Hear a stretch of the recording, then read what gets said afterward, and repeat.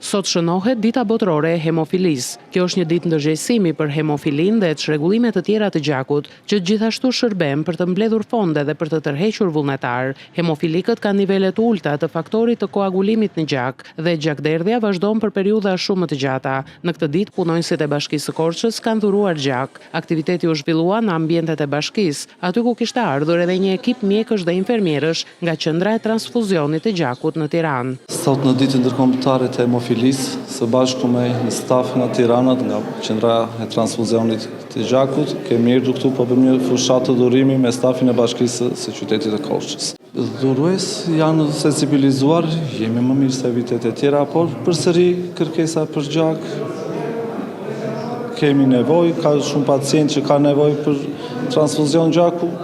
Të gjithë duhet të bëhemi bashkë për të sensibilizuar, të jemi në ndihmë këtyre qytetarëve. Kush mund të dhurojë gjak? Ka ndonjë specifik? Jo, të gjithë personat e shëndetshëm, mbi 18 vjeç, që nuk kanë probleme shëndetësore, mund të vinë edhe pranë bankës së gjakut të plotësojnë pyetësorin. Më pas, kush mund të dhurojë, është i gatshëm, nuk kanë ndonjë kufizdim.